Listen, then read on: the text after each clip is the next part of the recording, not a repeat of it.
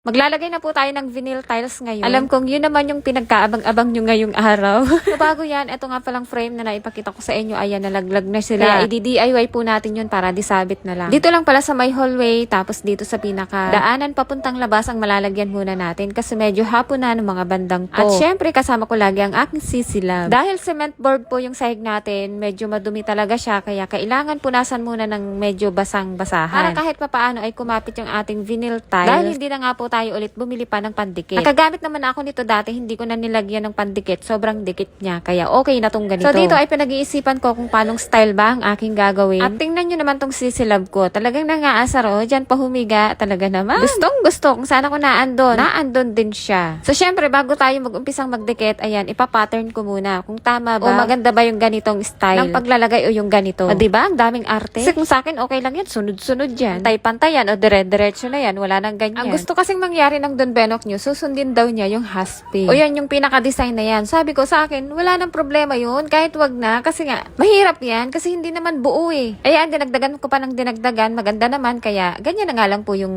gagawin. Usapan namin ni Don Benok na siya ang maglalagay nitong vinyl tile. Kasi nga kagabi, bigla na lang na hindi ako makahinga. Hindi ko alam kung bakit o bumabalik na naman yung sakit ko. At wag naman sana. Kaya sabi niya, siya na lang daw ang gagawa. Pero dahil gustong gusto kong magdikit, kaya ayan, nakialam lang naman ako ng kahit konti lang. Sabi ko sa sarili ko, sa susunod ako naman ang maglalagay nito sa second floor. Pero ngayon, heto na, nagkatotoo na mga kasambahay. Kaya super happy talaga ako na malalagyan na itong pampakinis itong ating sahig. Pag hardest cement kasi yung ginamit yung pang sahig, pag nagpa second floor kayo, grabe, magyapak kayo. Yung talampakan nyo, grabe, ang galabok, ang kapal. Para kayong naglakad sa yung pulbos na semento. Ganun talaga, as in, mamumuti talaga yung talampakan nyo. Tapos kahit anong walis mo, ang dami mo pa rin makukuha ang alikabok. Walang katapos ang alikabok. Dito nga ay medyo naiinip ako manood. Kaya ayan, tumulong na rin naman ako saglit. Kasi kapag naumpisahan nyo naman yung ganong pattern, mabilis na yan, sunod-sunod na po yun. Kaya kung may second floor din kayo, mga kasambahay, ganito na lang yung gamitin nyo. Mas okay to kaysa sa linoleum. Kasi yung linoleum nagpapawis yung ilalim. At isa pa, hindi siya ganito kalapat. Ito na nga yung para sa mga tubular lang yung hindi semento yung second floor. Ito na yung pinaka the best na magandang pangsahig kasi waterproof na din to. Pwedeng-pwede siyang mabasa. At pang matagalan na din to. Kasi yung dati ko, subok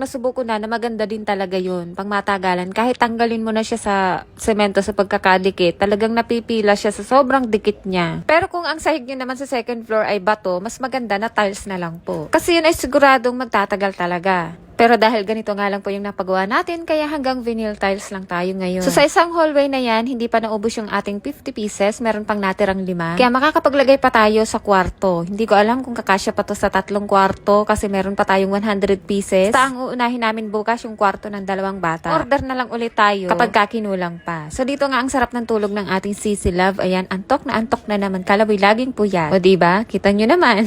So ayan, dito ilang peraso na nga lang po yung lalagyan natin kasi makitid naman to. Tapos yung mga puputulin dito, pwede naman mga pangsiruho na lang yun. Dahil hirap na hirap ang Don Benok nyo na kumilos dito, masikip kasi kaya ako muna ang naglagay. So syempre kasyang kasambahay nyo dyan. At gustong gusto ko yung ganitong pagdidikit. Kaya afford to go.